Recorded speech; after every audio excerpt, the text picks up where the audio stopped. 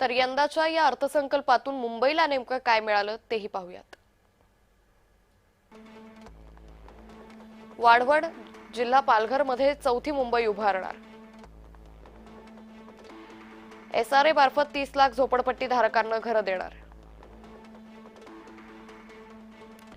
मुंबई महानगर प्रदेशात नवी बेकायदेशीर बांधकामं होणार नाहीत यासाठी उच्च तंत्रज्ञान वापरणार। मुंबई नागपूर पुण्यात 490 किलोमीटरच्या मेट्रो मार्गिका उभारण्याचं काम हाती घेतलंय। वडाळा गेटवे ऑफ इंडिया भुयारी मेट्रो प्रकल्प धारावी मार्गे वांद्रेपर्यंत नेणार। मुंबई नवी मुंबई विमानतळांना जोडणारा मेट्रो मार्ग निर्माणाधीन आहे।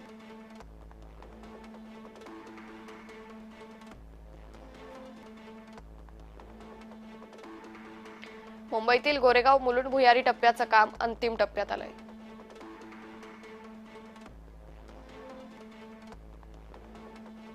खारघर तुर्भे 2100 कोटींच्या भुयारी मार्गाचं काम 2028 मध्ये पूर्ण होणार आहे।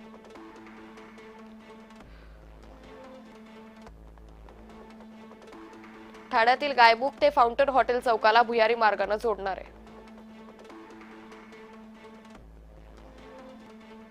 ऐरोली ते काटई नाका तिसऱ्या टप्प्याचं काम लवकरच सुरू करणार आहे।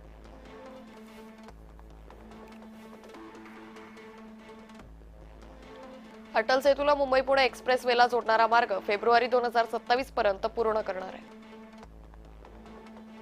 मुंबईतील ईस्टर्न फ्रीवे विस्ताराचं काम डिसेंबर 2028 पर्यंत पूर्ण करणार आहे।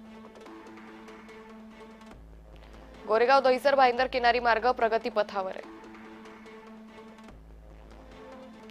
उत्तन विरार सागरी सेतूचं काम हाती घेतलंय, खर्च 58,000 कोटी आहे।